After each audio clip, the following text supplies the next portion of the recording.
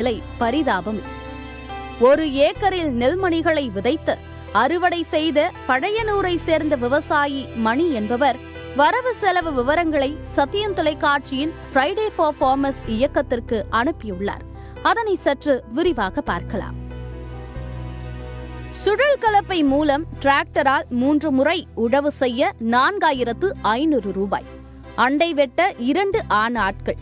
ஒரு ஆளுக்கு 600 ரூபாய் கூலி என்றால் மொத்தம் 1200 ரூபாய். 1 ஏக்கர் நிலத்தை மாட்டின் மூலம் பரம்படிக்க 1000 ரூபாய். அடி உரம் சூப்பர் பாஸ்பேட் DAP காம்ப்ளெக்ஸ் வாங்க 3000 ரூபாய். அடி உரம் நிலத்தில் போடுவதற்கு ஆள்கூலி 300 ரூபாய். விதை மற்றும் இயந்திர நடவு வாடகை 6000 ரூபாய். களைக்கொல்லி 700 ரூபாய் மற்றும் அதனை தெளிக்க கூலி 300 ரூபாய் சேர்த்து மொத்தம் 1000 ரூபாய். முதல் கைக்களை எடுக்க 6 பெண் ஆட்கள். ஒருவருக்கு 300 ரூபாய் கூலி என்றால் மொத்தம் 1800 ரூபாய். மேலுரம் 1 மூட்டை யூரியா 25 கிலோ பொட்டாஷ் என ஒரு முறைக்கு 750 ரூபாய் என்றால் 20 நாட்கள் இடைவெளியில் 2 முறைக்கு போட 1500 ரூபாய்.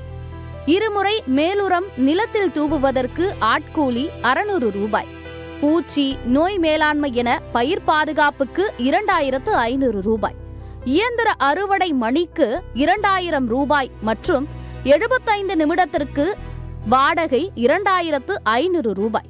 நீர்ப்பாசன கூலி மோட்டார் பராமரிப்பு செலவுக்கு 6000 ரூபாய். நெல்மணிகளை அரசின் நேரடி கொள்முதல் நிலையத்திற்கு எடுத்து செல்ல வாகன வாடகை 1000 ரூபாய். மேற்படி செலவுக்கு வங்கிக் கடன் உட்பட முதலீட்டிற்கு 5 மாதத்திற்கு 12% வட்டி, மொத்தம் 1600 ரூபாய். மேற்படி மொத்த செலவு 34500 ரூபாய். இதுவரை செலவு விவரத்தை பார்த்தோம். அடுத்ததாக வரவு விவரத்தை பார்ப்போம்.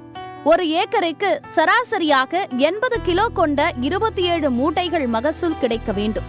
ஒரு மூட்டை 1600 ரூபாய் என்றால் 27 மூட்டைகளுக்கு கணக்கிட்டால் 43200 ரூபாய். வைக்கோல் விற்பனை மூலம் 2000 ரூபாய். நெல் மற்றும் வைக்கோல் விற்பனை மூலம் விவசாயிக்கு கிடைத்த மொத்த வரவு 45200 ரூபாய். 1 ஏக்கரில் கிடைத்த மொத்த வருவாய் 45200 ரூபாயுடன் மொத்தமாக செலவு ஆன 34500 ரூபாயை கழித்தால் அந்த விவசாயியின் நிகர லாபம் 10700 ரூபாய் மட்டுமே. நல்ல விளைச்சல் கொடுத்தால் 1 ஏக்கரில் 10000 ரூபாய் முதல் 12000 ரூபாய் வரை வருவாய் ஈட்டலாம். புயல், மழை, வெள்ளம், வறட்சி மற்றும் பூச்சி தாக்குதல் ஏற்பட்டால் மேற்படி கிடைக்கும் வருவாய்க்கும் உத்தரவாதம் இல்லை. ஆனால் தமிழ்நாடு நுகர்பொருள் வாணிப கழக மண்டல மேலாளர்கள் பேராதரவுடன் நெல் கொள்முதல் நிலையங்களில் விவசாயிகளிடம் லஞ்சம் மிரட்டி வாங்கப்படுகிறது. 40 கிலோ கொண்ட ஒரு மூட்டைக்கு 50 ரூபாய் லஞ்சம் என்றால் 80 கிலோவுக்கு 100 ரூபாய் லஞ்சம். அப்படியே 80 கிலோ கொண்ட 27 மூட்டைகளுக்கு கணக்கிட்டு 2700 ரூபாய் லஞ்சம் அரசின் நேரடி நெல் கொள்முதல் நிலையங்களில் விவசாயிகள் கட்டாயம் கொடுக்க வேண்டிய கொடுமை அரங்கேறி வருகிறது. நிகர லாபமான 10700 ரூபாயில் லஞ்சத்தொகை 2700 ரூபாயை கழித்தால் விவசாயி கையில் இருப்பது 8000 ரூபாய் மட்டுமே. அதாவது விவசாயியின் 3 மாதத்திற்கு கிடைத்த சம்பளம் வெறும் 8000 ரூபாய் மட்டுமே. அவையே 1 மாத சம்பளம் என்று கணக்கிட்டால் 2666 ரூபாய். அப்படியே ஒரு நாளைக்கு என்று கணக்கிட்டால் 88 ரூபாய் மட்டுமே விவசாயிக்கு கூலியாக கிடைக்கிறது. ஒரு நாள் சம்பளமாக 88 ரூபாயை பெற்றுக்கொண்டு நமக்கு சோறு போடுகிறார்கள் விவசாயிகள். நாம் நன்றி மறந்தாலும் பிறவி பெருங்கடன் என்று எண்ணியே காலமெல்லாம் சேற்றில் நிற்கும் விவசாயிகள் நெல் குவிண்டாலுக்கு 2500 ரூபாய் வழங்கப்படும் என்ற தேர்தல் வாக்குறுதியை அளித்து ஆட்சிக்கு வந்த முதலமைச்சர் மு.க.ஸ்டாலின் தேர்தல் வாக்குறுதியை கூட நிறைவேற்றாமல் விவசாயிகளை ஏமாற்றி வருகிறார் என்று விவசாயிகள் வருந்துகின்றனர். அதேபோல் விவசாயிகளின் வருமானம் இரட்டிப்பாகும் என்று கடந்த 8 ஆண்டுகளாக சொல்லி வருகிறார் நமது நாட்டின் பிரதமர் மோடி.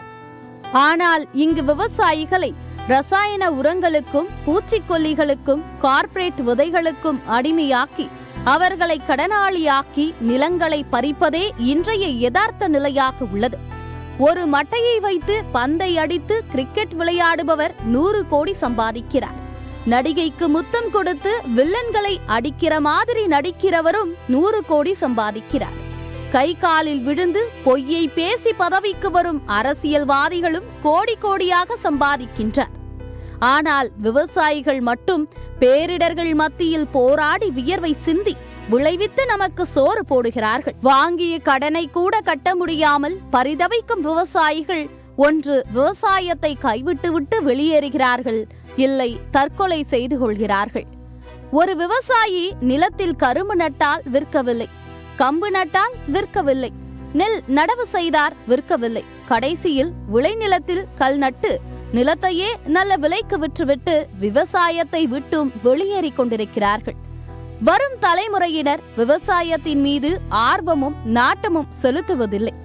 நாம் சோற்றுக்கு கையேந்தவில்லை என்றாலும் விவசாயிகளுக்கு இந்த கொடுமைகள் தொடர்ந்தால் அடுத்த தலைமுறை நிச்சயம் சோற்றுக்கு பிச்சை எடுக்கும்.